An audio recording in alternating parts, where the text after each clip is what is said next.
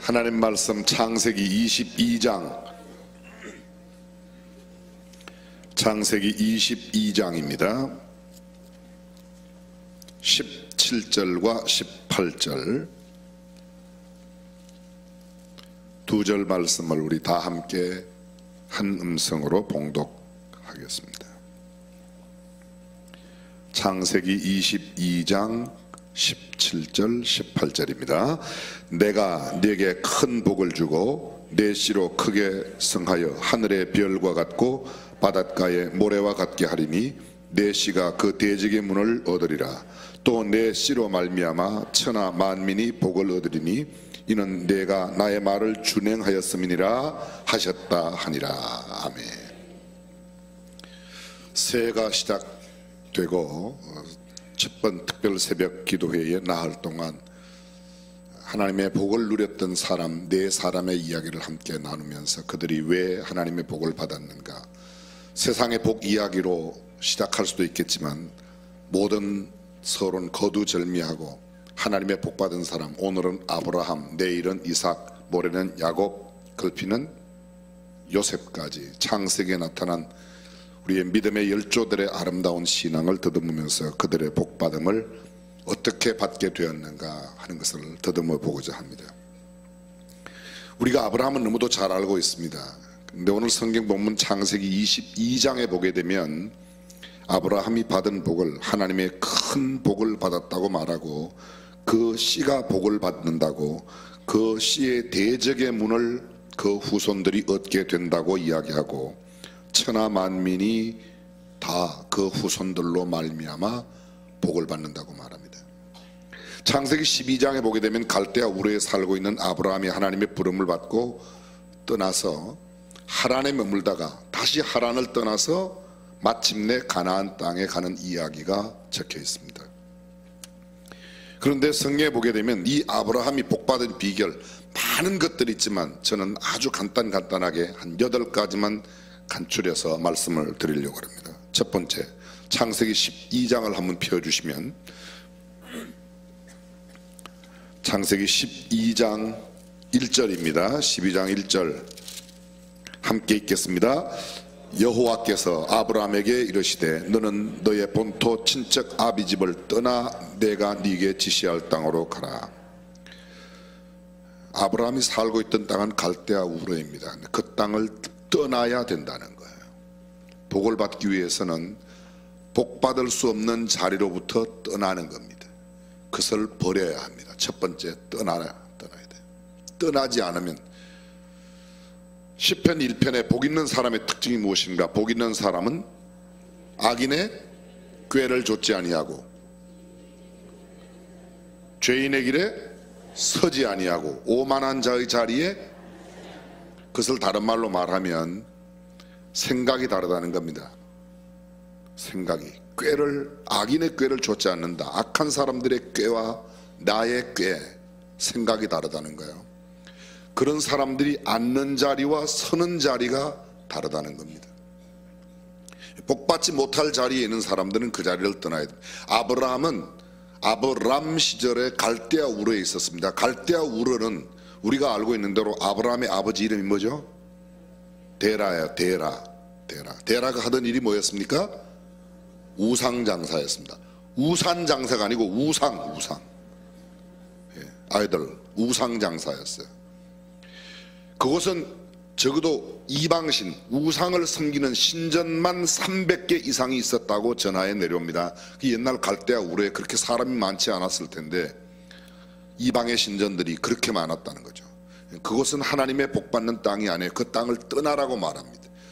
지금 내가 있는 자리가 복받는 자리인지 아닌지를 구분하고 죄를 짓는 자리, 하나님의 복이 오지 않는 자리로부터 떠나야만 된다는 겁니다. 이것을 성경적인 용어로 말하면 나의 옛 삶을 정리하는 거예요. 거기로부터 돌아오는 겁니다. 회개라고 표현하는 겁니다. 이것 없이는 결코 우리가 하나님의 복을 누릴 수 없습니다. 두 번째, 하나님의 음성에 귀 밝은 사람이 되어야 합니다. 1절을 다시 봅니다. 여호와께서 아브라함에게 이르시되, 여호와께서 아브라함에게 말씀을 하시는데 아브라함이 그 말씀을 듣고 갔다는 거죠. 아브라함은 하나님의 음성을 듣는 귀가 있었습니다. 도무지 이야기해도 못 듣는 사람이 있습니다. 이야기해도 좀 속된 표현으로 안 됐지만 얻어 터져야 아는 사람이 있습니다. 미리 좋은 말로 이야기할 때 알아들어야 돼요. 얻어 터지기 전에. 오늘 성경에 보면 너는 너의 본토 친척 아비 집을 떠나 내가 네게 지시할 땅으로 가라. 하나님의 음성을 듣습니다. 하나님의 음성을 듣는다는 말을 다른 말로 말하면 영적인 귀가 밝다는 겁니다. 영적으로 민감한 센서를 갖고 있다는 겁니다. 하나님의 음성, 세상의 소리는 우리가 귀가 밝은데 하나님의 소리에 얼마나 귀가 밝은지, 하나님의 음성에 얼마나 우리가 귀를 기울이고 있는지, 사랑하는 성도 여러분, 저와 여러분들이 새해에 하나님의 음성에 귀 밝은 사람이 되시기를 주님의 이름으로 축원합니다.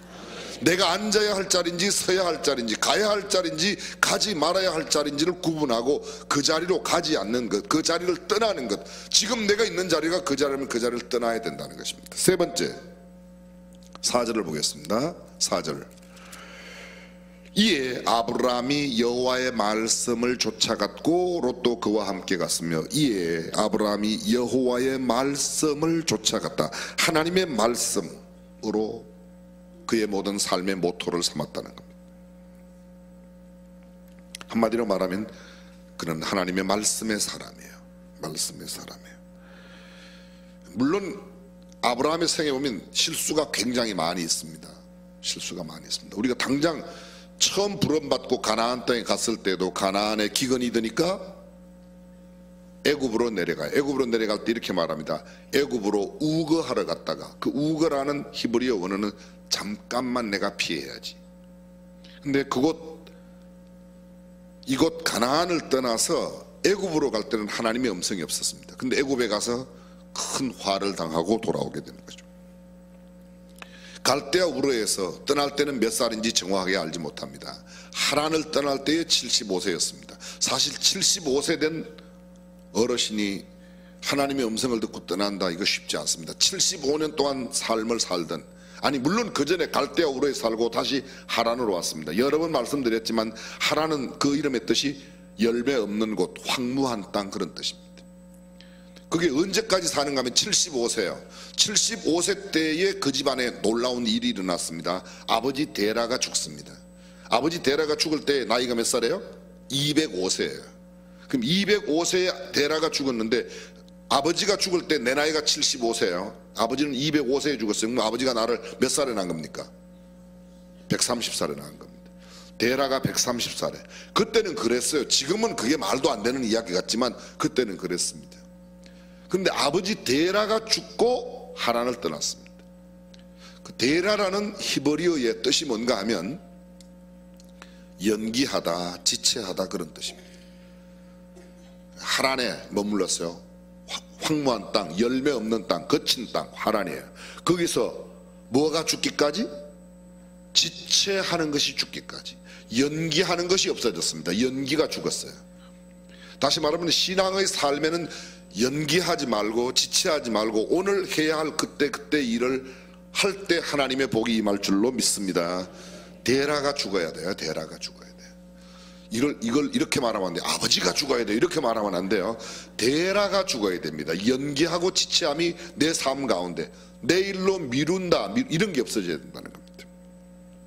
그래서 하란을 떠납니다. 자, 첫 번째, 떠나야 돼요. 두 번째, 하나님의 음성을 듣는 귀가 있어야 돼요. 세 번째, 하나님의 말씀을 쫓아가야 됩니다. 이 말씀에 대한 이야기 수없이 많았지만 짧은 시간이라 다 할 수 없습니다. 네 번째, 그가 가서 한 일이 있습니다. 자, 7절과 8절입니다. 12장 7절과 8절 보겠습니다. 여호와께서 아브라함에게 나타나 가라사대 내가 이 땅을 내 자손에게 주리라 하신지라. 그가 자기에게 나타나신 여호와를 위하여 그곳에 단을 쌓고 거기서 베델 동편산으로 옮겨 장막을 치니 서는 베델이요 동은 아이라. 그가 그곳에서 여호와를 위하여 단을 쌓고 여호와의 이름을 부르더니. 가는 곳곳마다 하는 일이 있습니다. 뭐예요? 그냥 단을 쌓는다 그러면 안 돼요. 성경에 보면 단을 쌓는 게 두 가지가 있습니다. 우상을 섬기는 사람들도 단을 쌓았어요. 근데 꼭 보면 하나님의 사람들은 여호와를 위하여 단을 쌓고, 이건 히브리어에는 굉장히 분명하게 구분되어 있습니다. 섬기는 걸 좋아하는 것은 좋은 건데 누구를 섬기느냐가 중요한 거예요. 누구를 위하여 단을 쌓느냐는 거예요. 새벽 제단을 쌓는다, 우리가 흔히 그렇게 표현하는데요. 뭐 일천 번제를 드린다, 또 예물을 드린다, 누구를 위하여 드리냐 하는 거예요. 여호와를 위하여 단을 쌓고, 오늘날로 말하면요, 하나님 앞에 예배 드리는 겁니다. 경배하는 거예요. 지난 성탄절날 우리가 또 박사들의 신앙의 첫 번째가, 박사들이 아기 예수께 경배하러 왔다, 경배하러 왔다. 예배에 실패한 사람은 모든 일에 실패합니다. 예배의 성공자가 모든 일의 성공의 첫걸음인 줄로 믿습니다. 여호와를 위하여 단을 쌓고 여호와의 이름을 불렀다, 그렇습니다. 저는 금년 한 해 동안 우리 교회 모든 성도들이 예배를 소중하게 여기고 예배의 마음과 정성과 우리의 모든 열정을 들이시기를 간절히 축원합니다. 예배의 성공 없이는 결코 성공할 수 없습니다. 다섯 번째, 아브라함은 성품이 참 좋은 사람이에요. 우리가 이미 잘 알고 있습니다. 이곳 가나안 땅에 머물러 이렇게 여호와의 이름을 불렀고 여호와를 위하여 단을 쌓고 했었는데, 그 땅에 기근이 드니까 애굽에 잠깐 우거하러 내려갔습니다. 근데 애굽에 내려가면서 아내에게 하는 거예요. 이야기하는 거예요. 아내에게, 나보기에 그대는 아리따운 여자라. 아무래도 애굽 사람도 그렇게 볼 터인데, 그렇게 되면 애굽 사람들이 나를 죽이고 당신을 빼들어 갈 거니까 당신 내 아내라고 그러지 말고, 실제로 사례는 아브라함의 이복 누이입니다. 혈통적으로 이복 누이예요. 그러니까 뭐 우리가 어차피 당신 누이 동생이니까 그렇게 누이 오라비 하자, 그렇게 해서 내려갔습니다. 아니나 다릅니까? 애굽 사람들이 보니까 이쁜 여자가 하나 왔어요. 근데 아브라함이 75세에 가나안 땅에 갔는데요, 그때 몇 년 흘렀는지 모르지만 아마 몇 년 지나지 않았을까요? 그럼 10살 차이예요. 76세라고 만약 아브라함을 가정하면 살의 나이가 66세야. 66세. 제가 지난주 말씀드렸지만 조선시대 조선초 왕들은, 남자들은 22세밖에 못 살았어요. 근데 66세는 굉장한 겁니다. 조선시대 27명 왕 가운데 60세 이상이 3명밖에 없지 않습니까? 4명밖에 없어요. 4명밖에. 80세 이상 1명, 70세 이상, 태조 이성계 72세, 그리고 나머지 66세 고종 몇 명밖에 안 됩니다. 근데 66세 할머니가 뭐 그렇게 이뻤겠어요? 그런데 그 난리 때리고 거기서 많은 재물을 갖고 올라옵니다. 롯도 그와 함께 나왔습니다. 그런데 이 롯의 종들과 아브라함의 종들이 서로 양을 치기에 불편한 거야. 그 서로 다투기 시작했습니다. 그 아브라함이 자기 조카 롯을 불러놓고 하는 이야기가 13장, 불의한 재물로 얻은 재물이 그들에게 문제가 되었습니다. 아브라함의 일행도 롯도 양과 소와 장막을 한 곳에 치니까 그게 문제가 되었습니다. 7절, 그러므로 아브라함의 가축의 목자와 롯의 가축의 목자가 서로 다투고 또 가나안 사람과 브리스 사람과 그 땅에 거하였는지라. 아브라함이 롯에게 이르되 우리는 한 고륙이라 나나 너나 내 목자나 네 목자나 서로 다투게 말자. 내 앞에 온 땅이 있지 아니하냐? 나를 떠나라. 네가 좌하면 나는 우하고 네가 우하면 나는 좌하리라. 우리가 수없이 많이 들었습니다. 아브라함의 배려심, 성품이 좋은 아브라함, 인격적인 품격이 높은 아브라함의 모습, 그가 무엇을 소중히 여기는가를 알 수 있습니다. 내가 내 양과 내 소떼가 많아지는 것보다 더 중요한 것은 조카와의 관계가 더 중요하게 됩니다. 사람이 돈 있으면, 돈이 문제가 되면 관계가 무너져요. 형제간에도 그래요. 형제간에도 그렇죠? 있잖아요. 우리 교회도 있을 거예요. 아마 틀림없이. 별로 표현을 안 해서 그렇지, 교회 와서 이렇게 집사님 노릇해야 되고 이렇게 또 뭐 직분 노릇해야 되니까 그런 걸 표현을 못해서 그렇지, 이렇게 명절 때 모이면 막 그런 재산 문제 때문에 갈등을 일으키는 사람들이 있어요, 없어요? 그러면 있을 것 같아요, 없을 것 같아요? 틀림없이 있어요. 틀림없이 있습니다. 근데 보다 중요한, 아브라함은 이렇게 말하는, 너와 나는 한 고륙, 너하고 나하고는 삼촌 조카 관계가 아니냐. 촌수가 삼촌 관계인데 어떻게 한 고륙인데 그럴 수가 있냐? 우리가 그리스도 안에 한 믿음의 공동체인데 어떻게 그럴 수가 있냐? 이것이 더 중요하다는 겁니다. 한 고륙 간 싸우면 안 된다는 겁니다. 물질보다 관계가 더 중요하다는 겁니다. 이것이 복받는 비결이에요. 근데 사람들은 이 복을 추구하다가 관계를 무너뜨리는 겁니다. 여섯 번째, 이렇게 제가 긴 설명을 다 드리지 않고 간단하게 설명해도 여러분들이 너무 아브라함을 잘 알고 계시니까요, 이 해서 떠나게 됩니다. 요단 동편 기름진 들판을 보고 소돔과 고모라가 멸망하기 직전이었는 고로 그쪽에는 아주 평지였고 풀이 좋고 물이 있어서 그 소돔성으로 롯이 가게 되고 아브라함은 반대편으로 가는 겁니다.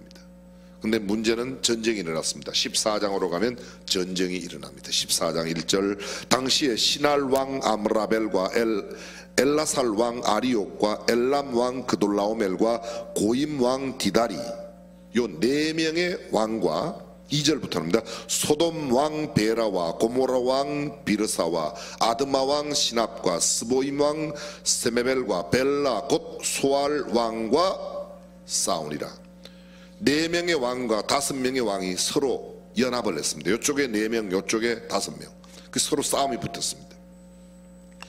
그들이 시딤 골짜기, 지금의 염해, 지금 사해바다입니다. 염해. 성경에는 사해란 말이 안 나오고 염해라고 되어 있습니다. 이 소금염자, 짤염인데 그렇게 해서 염해에 모였습니다. 거기서 싸웠습니다. 이들이 12년 동안 그돌라오멜을 섬기다가 제 13년에 배반한지라, 그돌라오멜이 굉장히 세서 그를 섬기다가 배반하니까 문제가 되었습니다. 소돔에 살고 있던 롯도 붙잡혀 갔습니다. 그런데 아브라함이 자기의 조카 롯이 붙잡혀 갔다는 것을 알고 자기 집에 길리고 연습한 자 318명을 데리고 밤에 가서 그곳으로부터 소돔으로부터 빼뜨려 갖고 소돔 잡혀간 소돔 사람들과 함께 다 찾아가지고 돌아옵니다. 돌아왔을 때의 이야기가 나타납니다. 17절, 아브라함이 그돌라오멜과 그와 함께한 왕들을 파하고 돌아올 때에 소돔 왕이 사회 골짜기 곧 왕국에 나와 그를 영접하였고 살렘 왕 멜기세덱이 떡과 포도주를 가지고 나왔으니 그는 지극히 높으신 하나님의 제사장이었더라. 그가 아브라함에게 축복하여 가로되 천지의 주제시오 지극히 높으신 하나님이여 아브라함에게 복을 주옵소서. 너희 대적을 내 손에 붙이신 지극히 높으신 하나님을 찬송할지로다 하며 아브라함이 그 얻은 것에서 10분의 1을 멜기세덱에게 주었더라. 살렘 왕 멜기세덱, 살렘 예루살렘이, 살렘이란 말이 샬롬, 평강의 도성왕, 예루살렘이 평강의 도시죠. 그곳 멜기세덱에게, 멜기세덱 그러면 여러분들이 뭐가 생각납니까? 제사장의 반열이 기억날 거예요. 살렘 왕 멜기세덱에게 11조를 드리는 겁니다. 그리고 이야기하기를 내가 다 가지라고 그랬더니 아브라함이 대답합니다. 소돔 왕이 아브라함에게 이르되, 21절, 소돔 왕이 아브라함에게 이르되 내게 보내고 사람은 내게 보내고 물품은 네가 가져라. 아브라함 당신이 다 가지시오. 22절, 아브라함이 소돔 왕에게 이르되 천지의 주제시오 지극히 높으신 하나님 여호와께 내가 손을 들어 맹세하노니 네 말이 내가 아브라함으로 치북해 하였다 할까 하여 내게 속한 것은 물론 한 실이나 신들매라도 내가 취하지 아니하라. 당신이 나한테 물건 주면 당신 때문에 부자가 됐다고 당신이 이야기할 거니까 나 그런 소리 듣기 싫어. 나에게 복을 주는 사람은 당신이 아니라 하나님이 복을 준다는 겁니다. 사랑하는 성도 여러분, 사람들로부터 오는 복을 기대하십니까? 하나님의 복을 기대하십니까? 정직하게 이야기해 보세요. 우리가 사람으로부터 무엇을 기대해요? 하나님으로부터 오는 것을 기대해요. 사람으로부터 오는 것을 너무 많이 기대해요. 집안에 문제가 생기면 얼른 하나님 앞에 먼저 기도해요. 아차, 요거는 누구한테 가서 말씀을 드릴까? 요거는 지사님께 말씀드릴까? 요거는 장로님께, 김진표 장로님께 말씀드리면 될까? 요거는 누구 법관님께 말씀드리면 될까? 이런 머리가 먼저 돌아가요. 기도를 먼저 해야 된다는 머리가 먼저 돌아가요. 이게 빨리 이야기가 안 나오는 게 다 우리의 현주소가 어디에 있는지를 다 아는 겁니다. 어떤 일을 만나도, 어떤 일, 어려움을 만나도, 기쁘고 즐거운 일을 만날 때 내가 빨리 첫 월급 받아서 가장 먼저 그래 난 첫 월급이니까 하나님께 드려야지, 아니면 내가 11조를 드려야지, 이런 게 먼저 마음이 들어가서 있고, 아 엄마 내 복 사드려야지, 그것도 괜찮은 건데 우선순위가 있다는, 아 친구하고 파티해야지, 우선순위가 뭐냐는 거예요. 내가 복을 받는데 어디로부터는, 사람으로부터는 누가 나를 어떤 자리에 넣어주겠지, 누가 나에게, 정말 그런 거 많아요. 정말 그런 거 많아요.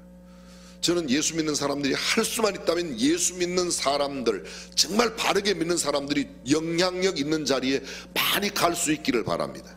제가 만약에 가장 높은 자리에 올라가서 사람들의 인사를 배정한다고 하면, 지금도 많이 하지만 인사를 배정한다고 하면 저는 신앙생활 잘하는 사람이 영향력 있는 자리에 가야 된다고 믿습니다. 근데 나는 별로 실력도 없는데 내가 무슨 백 써갖고 줄 서가지고 그 자리에 가겠다, 이거 우리가 조심해야 돼. 아브라함이 지금 갖고 있는 태도가 이 태도입니다.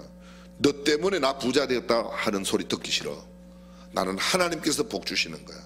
사랑하는 성도 여러분, 하나님의 복을 기대하는 사람들에게 하나님의 복이 임할 줄로 믿습니다. 성경은 예레미야에 보면 이런 말씀이 있습니다. 사람으로 그 권력을 삼고 혈육으로 그 힘을 삼는 사람은 광야 간조한 곳 근근한 땅에 거할 것이고, 여호와를 경외하고 여호와를 두려워하는 사람들은 그 나무가 시냇가에 심기운 나무 같아서 뿌리가 강변에 뻗침으로 가뭄이 올 때에도 어떻게 해요? 그가 열매가 그치지 아니하고 그 잎이 푸르고 청청하며 열매가 풍성하다고 했습니다. 사랑하는 성도 여러분, 저와 여러분들이 주님을 의지하고 주님께로부터 오는 복을 기대하실 수 있기를 주님의 이름으로 축원합니다. 그러면 하나님께서 사람들도 붙여주세요. 좋은 사람들을 붙여주십니다. 여기에서 중요한 논리가 있습니다. 절대로 인간적인 불로소득보다는 하나님의 방법을 기대했다는 겁니다.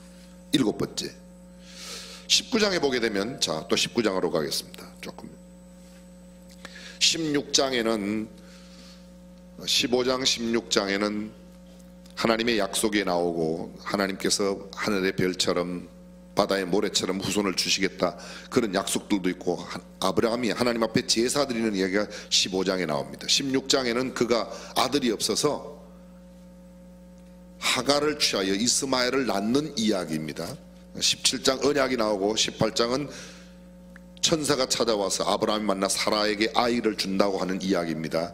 그리고 19장은 소돔과 고모라의 멸망의 사건을 기록하고 있습니다. 근데 소돔과 고모라가 멸망되던 날의 사건, 그날 아브라함이 무엇을 하였는가? 19장 24절로 가겠습니다. 24절 함께 읽습니다. 여호와께서 하늘 곧 여호와에게로서 유황과 불을 비같이 소돔과 고모라에 내리사 그 성들과 온 들과 성에 거하는 모든 백성과 땅에 나는 것을 다 엎어 멸하셨더라. 롯의 아내는 뒤를 돌아본 고로 소금 기둥이 되었더라. 아브라함이 그 아침에 일찍이 일어나 여호와 앞에 섰던 곳에 이르러 소돔과 고모라와 그 온 들을 향하여 눈을 들어 연기가 옹기점 연기같이 치밀음을 보았더라. 여러분, 여기에 중요한 내용 하나가 나옵니다. 소돔과 고모라가 멸망되던 그날, 그 다음날 아침이에요. 롯의 아내는 뒤를 돌아본 거로 소금 기둥이 됐고, 아브라함은 그 아침에 소돔과 고모라의 유황과 불이 하늘로부터 비같이 쏟아지던 그 다음날 아침 일찍이 일어나, 아침에 일찍 일어나, 요새 말로 뭐죠? 새벽 기도했다는 거예요. 새벽 기도. 새벽 기도했다는 겁니다. 아침에 일찍 일어나 여호와 앞에 섰던 곳에 이르러, 여호와 앞에 섰던 곳에 이르러. 뭐 하러 갔을까요? 여호와 앞에 섰던 곳에 1번 기도하러 갔다, 2번 춤추러 갔다. 그럼 뭐, 그쵸? 새벽을 깨웠다는 겁니다. 새벽이라는 말은 여러 가지 의미가 있습니다. 부지런함도 이야기를 하고, 첫 시간의 개념도 있고, 여러 가지 개념이 있습니다. 사랑하는 성도 여러분, 우리가 먼저 하나님 앞에 내 삶의 우선을 두고 하나님 앞에 마음을 기울일 때 하나님께서 우리에게 복을 주실 줄로 믿습니다. 마지막 8번째, 아브라함은 하나님의 시험에 합격한 사람입니다. 하나님의 시험에 합격한 사람, 22장으로 가겠습니다. 21장은 하나님께서 약속하신 기한에 사라에게서 이제 태어납니다. 이삭이 태어나는 이야기가 있습니다. 근데 22장에 보게 되면 하나님께서 21장에 이 하갈과 이스마엘을 쫓아냅니다. 왜냐하면 이삭이 태어나고 이삭과 이스마엘 사이에 갈등이 생기니까 한 집안에 갈등이 생겨서 하갈과 사라에게 이야기를 하죠. 당신 좋은 대로 해라. 하갈은 당신에게 속한 여자니까 하갈이 낳은 이스마엘도 당신 마음대로 할 수 있으니까 그렇게 하라고 그랬더니 하갈과 이스마엘을 쫓아냈습니다. 그 일 이후라는 말은 바로 22장에 그는 하갈과 이스마엘을 쫓아낸 후에 하나님이 아브라함을 시험하시려고 그를 부르셨습니다. 아브라함아 하시니 그가 가로되 내가 여기 있나이다. 여호와께서 가로되 내 아들 내 사랑하는 독자 이삭을 데리고 모리아 땅으로 가서 내가 네게 지시하는 한 산에서 그를 번제로 드리라. 번제가 어떻게 드리는 거죠? 번제는 잡아서 각을 떼서 쉽게 말하면 이렇게 사지를 갈라서 제사로 드리라는 겁니다. 신학적인 논란이 많이 있지만 여기 중요한 것은 신학적인 논란의 구절로 이곳에 담아놓은 것이 아니라 아브라함이 그 하나님의 말씀을 듣고 거기에 순종하였다는 것입니다. 다른 말로 말하면 아브라함은 가장 귀한 것, 우리가 잘 알고 있습니다. 하나님께서 아브라함에게 아들 준다고 그러고 아들이 안 생기니까 아브라함이 하나님 앞에 나타나셨을 때 하나님이 나타나서 나는 너의 방패가 되고 나는 너의 큰 상급이 되겠다 그랬더니 하나님 됐습니다. 우리 집에 있는 이 늙은 종이 내 후사가 될 겁니다. 내 그것을 상속하게 될 겁니다. 그렇게 이야기하죠. 근데 아니야, 네 몸에서 날자. 그래도 안 되니까 85세에 첩을 하나 드립니다. 여자를 하나 드려야. 그게 하갈이라는 여자를 들어서 애를 낳았어요. 그런데 이제 아들이 나니까 이스마엘을 낳을 때에 아브라함의 나이가 86세였더라. 이게 창세기 16장 마지막 절입니다. 17장 하나님께서 또 언약으로 아니야, 내 몸에서 날짜가 너의 후손이다. 그럴 때 뭐라고 말합니까? 하나님, 이 이스마엘이나 잘 자라게 해주세요. 이스마엘이나. 아브라함이 참 인간적이에요. 전 아브라함을 보면요 정말 인간적이에요. 위험이 닥치면 마누라를 여동생이라고 그랬다가 또 애가 없으면 이거 우리 집 후사는 그냥 이 사람 하겠습니다. 또 처벌 얻어서 그냥 됐습니다. 그냥 이거나 잘 자라게. 제 본마누라는 벌써 경수가 끊어져서 애도 못 나니까 어떻게 그게 되겠습니까? 그러니까 너무 인간적인, 너무나 인간적인. 저는 참 이렇게 아브라함을 보면 제가 참 비슷하다는 생각을 가져요. 근데 왜 그런 것만 비슷한지 모르겠어요. 복 받는 것도 좀 비슷해야 되는데. 이번에 보십시오. 근데 이런 시험을 받게 됩니다. 그 아들을 잡아들이라고 말할 때 100세에 낳은 아들 하갈과 이스마엘을 쫓아냈습니다. 이스마엘 있을 때라도 이스마엘 잡아들이라고 그래도 할 일이 못 되죠. 아무리 첩의 자식이라도 어떻게 내 자식을 잡아들입니까? 그런데 그 첩과 첩의 자식을 쫓아냈는데 이삭밖에 없는데 100세에 낳은 아들 몇 개인데 그 아들을 잡아들이라. 드릴 수가 있어요? 히브리서는 이렇게 말합니다. 믿음으로 아브라함은 하나님의 부르심을 받았을 때 떠났고 믿음으로 이삭을 드리라고 했을 때 그가 죽은 자 가운데서 살려 다시 되돌려 줄 줄로 믿고 이삭을 잡아드렸다고 이렇게 말합니다. 사실은 잡지 않았어요. 이삭을 잡기 전에 하나님께서, 참 표현이 그런데 이삭을 제물로 드리기 전에 하나님께서 준비해 두셨습니다. 그래서 제호바 자이레, 여호와 이레, 하나님이 준비하셨다, 예비하셨다는 겁니다. 저는 이 말씀을 이렇게 해석하고 싶습니다. 내게 가장 소중한 것, 내게 마지막 남아있는 귀한 것을 하나님을 위하여 기꺼이 드릴 수 있는 그 마음의 자세가 복을 누린다는 겁니다. 아멘. 여러분, 예배를, 제사를 다른 말로 뭐라고 그러죠? 희생이라고 그럽니다. 말라기 보면 너희 희생, 차라리 너희가 나에게 희생을 드리지 못하도록, 제사를 드리지 못하도록 성전에 빗장을 걸어놨으면 좋겠다, 그런 말씀을 하세요. 하나님께서. 왜요? 전부 다 형식적인 예배를 드리니까.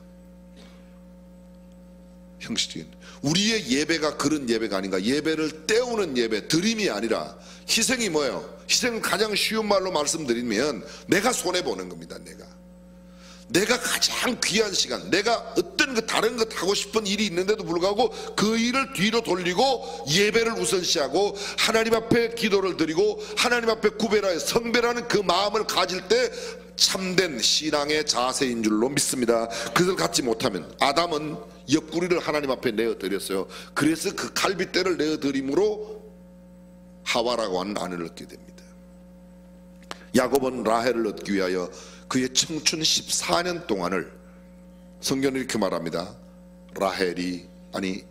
야곱이 라헬을 연애하는 까닭에 7년을 수일같이 여겼더라. 그 히브리 원어의 수일의 말이 이틀처럼이라는, 이틀 보내듯이 보냈다는 거예요. 얼마나 그 열심히를 해요.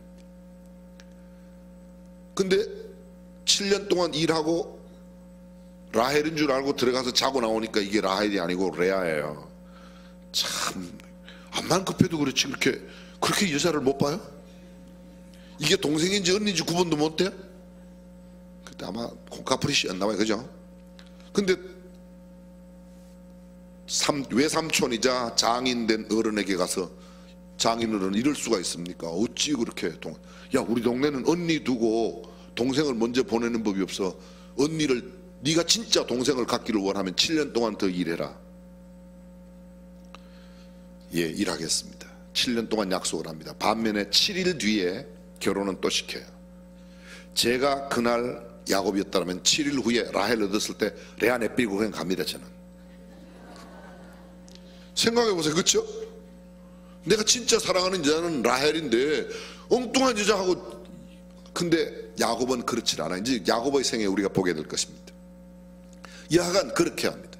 그 이후에 6년 동안 그 처갓집이자 외갓집이자 처갓집이 된 그 집에서 6년 동안 더 일해. 무려 20년 동안 일하는데 6년 동안 일을 하면서 노임을 몇 번 바꿔요? 10번이나 바꾸는 겁니다. 10번이나. 그 외삼촌이라는 게, 죄송합니다 표현이, 외삼촌이라는 작자가 그 모양이에요. 하얀 거 나오면 넣어줄게. 그게 하얀 것만 나오는 겁니다. 새카만 것만 나오는 거예요. 그렇게 다 주는 거예요. 순백, 순넉색은 다 그죠. 야, 그러지 말고 이제부터 얼룩덜룩한 거 나오면 넣어줄게. 그랬더니 그 다음부터 또 튼튼하고 튼실한 건 얼룩덜룩하게 나오게 탁 신풍나무 밑에 가갖고 불에 나무 밑에서 교미를 시켜서 그렇게 만드는 겁니다. 몇 번 바꿔요? 10번이나 바꿉니다. 근데 야곱이 한 번도 이야기를 안 하고 그대로 그렇게 해요. 근데 하나님께서 복을 주시니까 하나님의 복을 누리게 된 것입니다. 자 보십시오. 야곱은 라헬을 얻기 위하여 14년을, 재물을 얻기 위하여 6년을, 도합 20년을 들였어요. 그게 드림으로 야곱이 된 겁니다. 내 것을 드리지 않고는, 우리가 잘 알고 있습니다. 다윗 왕이 물을 먹고자 할 때 그 신하들이 생명을 바쳐서 물을 갖다, 생명을 거는 드림이 있는 겁니다. 나의 소중한 시간, 나의 소중한 마음, 나의 귀중한 것들을 성별하여 하나님 앞에 드릴 때 하나님께서 우리에게 진정한 하나님의 복을 주실 줄로 믿습니다. 하나님이 시험했습니다. 이삭을 잡아 드릴 수 있는가 없는가. 야고보서는 1장 2절에 이렇게 말합니다. 형제들아, 너희가 여러 가지 시험을 만나거든 온전히 어떻게 해요? 기쁘게 여기라. 이는 너희 시련이 너희를 온전하고 구비하여 조금도 부족함이 없게 한다. 여기 조금도 부족함이 없게, 온전하고 구비하여, 그 구비라는 단어가 무슨 말인가 하면요, 쉬운 말로 말하면 합격품이라는 거예요. 시험을 거쳐서 시험의 합격품이 되면 내가 너희의 구하는 모든 것을 주시겠다. 사랑하는 성도 여러분, 하나님은 때로 우리를 시험하세요. 그런데 그 시험은 떨어뜨리기 위한 시험이 아니라 우리를 신앙의 업그레이드를 시키기 위한 시험입니다. 훈련의 과정으로 시험, 그 시험을 통과할 때 하나님의 큰 상급이 우리에게 주어지는 줄로 믿습니다. 아브라함의 배워야 할 게 있습니다. 정리해 보겠습니다. 다시 한번 정리하면, 아브라함 첫째, 떠나야지 된다고요. 떠나야. 여러분 지금 나흘 동안 계속 이렇게 많은 것들을 이야기할 텐데 다 기억 못해도 괜찮아요. 8가지 가운데 하나만 기억하면 돼. 그래, 나는 시험의 합격품이 돼야지, 나는 떠나야지, 나는 예배의 성공자가 돼야지. 여러 가지 가운데서 그거 하나 붙들면, 아브라함이 얼마나 많은 실수가 있는지 모릅니다. 우리가 이미 잘 알고 있는 대로 하란에 갈 때도 그렇고, 아니 애굽에 내려갈 때도 그렇고, 그 다음 또 자기의 이삭도 또 그 일을 그렇게 행합니다. 자기의 아내를 누이라고 하는 일을. 그런데 그때마다 하나님께서 다 넘어가세요. 아브라함은 실수투성이에요. 정말 인간적으로. 그런데 결정적인 오늘 말씀드렸던 이 몇 가지는 그의 삶에서 정말 독특한 거예요. 그리고 그것이 믿음의 조상이 되게 했습니다. 하나님의 음성에 귀 밝은 사람으로, 하나님의 말씀을 철저히 쫓아 순종했던 사람으로, 예배와 경배의 사람으로, 성품이 좋아 배려하고 인격적인 품성을 갖고 자기의 조카에게 먼저 양보하고 배려했던 그런 사람, 불로소득의 세상적인 방법으로 부하려 하지 않고 오직 하나님만 의지하고 하나님께서 주시는 것으로 부하게 되려고 했던 그 삶. 오늘 저와 여러분들이 아브라함 같은 하나님으로 말미암는 참된 복을 누리시기를 주님의 이름으로 축원합니다. 기도하겠습니다.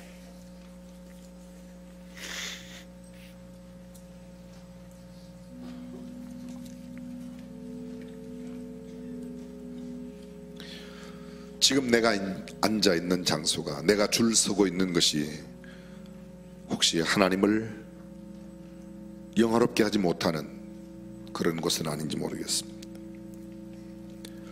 죄를 짓는 곳인지 모르겠습니다. 하나님께서 싫어하는 그런 곳인지 모르겠습니다. 내가 살고 있는 그 땅이 갈대아 우르를 떠나야만 합니다. 열매 없는 황무지 하란을 떠나야만 합니다. 미루고 연기하고 지체하는 것들로부터 떠나야만 합니다.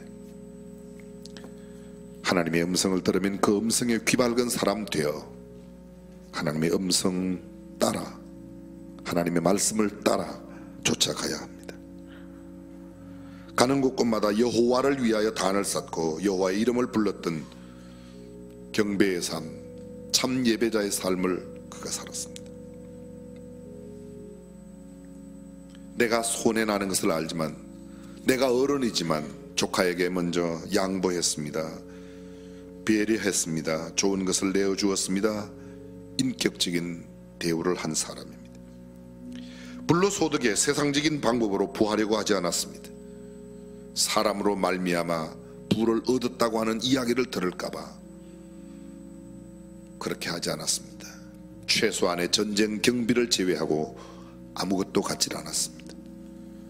소돔과 고모라가 멸망되던 그날에도 그는 여전히 여호와 앞에 섰던 곳을 찾을 줄 알고 지킬 줄 알았던 사람이었습니다. 일생에 그런 시험을 당하지 않았으면 참 좋지만 하나밖에 없는 독자, 그것도 100세에 얻은 아들을 하나님 앞에 드리라고 하는 그런 시험 가운데도 그는 기꺼이 죽은 자 가운데서 되돌려 받을 것을 믿는 믿음으로 아들을 드립니다. 모리아 산에 가는 사흘길은 결코 인간적으로는 이해할 수 없는 길이지만 아브라함은 믿음으로 그 일을 감행했습니다. 하나님이 우리에게 주시는 시험에 합격품이 되어야, 우리가 구비하여야 하나님께서 예비하신 복을 누릴 수가 있습니다. 오늘 아침 우리에게 아브라함을 통해서 주시는 교훈을 가슴에 새기며 우리 함께 기도했으면 좋겠습니다. 한 1, 2분, 2, 3분만이라도 하나님, 저도 그렇게 하겠습니다. 저도 금년 한 해 동안 예배에 꼭 승리하는 예배만큼은 빠지지 않겠습니다. 하나님의 시험이 좀 힘들고 어려워도 그 시험만큼은 꼭 패스하는 합격품이 되도록 그렇게 하겠습니다. 모두는 드리지 못하지만 성별하여 꼭 새벽을 깨우도록 하겠습니다. 다짐하십시오.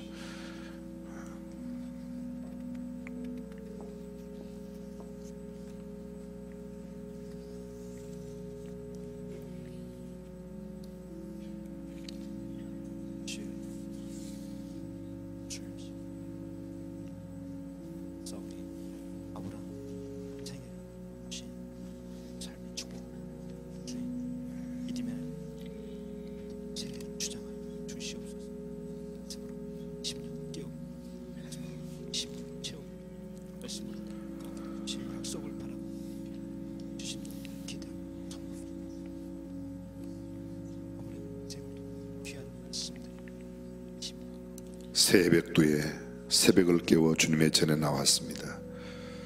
세상에 먹을 것 입을 것 세상의 어떤 권세와 명예를 얻기 위하여가 아니라 하나님을 구하고 하나님의 말씀을 사모하며 보다 성숙한 하나님의 사람 되기 위하여 왔습니다. 하나님, 세상 사람들이 부러워하는 그런 것 말고 하나님께서 인정하시는 삶에 우리의 생명과 우리의 시간과 우리의 마음과 우리의 열정을 드리게 하옵소서. 아멘. 그래야 하나님 베푸시는 신령한 지혜와 은혜와 능력과 하나님의 복으로 살아가는 하나님의 사람들이 되게 하여 주옵소서. 아멘. 세상은 하루하루 더 말세가 짙어가지만 우리를 유혹하는 것들이 더 많이 있지만 주의 성령께서 우리를 인도하사 성별된 길로 거룩한 길로 살게 하시고 하나님의 존귀하심을 드러내는 하나님의 사람으로 살아가게 하여 주옵소서. 아멘. 그래야 여호와께서 우리와 함께 하심과 우리가 여호와의 종됨과 우리가 하고 있는 일이 하나님의 일임을 무사람들도 보고 알 수 있도록 역사하여 주옵소서. 아멘. 오늘 삶의 현장으로 나갑니다. 2018년 삶의 현장에 살아가는 순간순간 늘 하나님의 사람으로서의 삶이 합당한가를 물으며 내가 서야 할 곳인지 앉아야 할 곳인지를 구별할 수 있는 영적인 민감함을 허락하여 주옵소서. 아멘. 세미하게 들려오는 하나님의 음성에 귀 밝은 사람 되고 그 말씀을 들으면 그대로 순종하는 내 이성과 논리보다 내 계산보다 하나님의 말씀을 우선시하는 절대 신앙을 갖게 하여 주옵소서. 아멘. 금년 한 해 동안 예배를 소중히 여기고 남들에게 배려하고 섬길 줄 아는 사람으로 살게 하여 주옵소서. 아멘. 하나님의 시험이 힘들고 어려워도 그것이 참 하나님의 사람으로서의 살아가야 할 길이라면 기꺼이 감내하는 우리가 되게 하여 주옵소서. 아멘. 희생하고 섬기고 내가 먼저 손해보고 내가 남을 더 배려하는 삶으로 살아가는 성숙한 그리스도인들이 다 되게 하여 주옵소서. 아멘. 이 아침 주님 앞에 성별하여 드린 예물이 있습니다. 신년 감사함으로 예물을 드리고 또 건축을 위하여 드리고 소득의 11조를 드렸습니다. 주님, 그 손길 성경 속에 약속한 복을 저들의 삶 속에 풍성하게 허락하여 주옵소서. 아멘. 이제는 우리 주 예수 그리스도의 은혜와 하나님의 무한하신 사랑과 성령님의 감동감화 교통 충만하심이 아브라함 같은 믿음의 사람으로 아브라함 같은 복받는 삶을 살기를 원하는 모든 믿음의 권속들 가운데 영원토록 함께 하시기를 간절히 축원하옵나이다. 아멘. 아멘. 각자 기도하시다가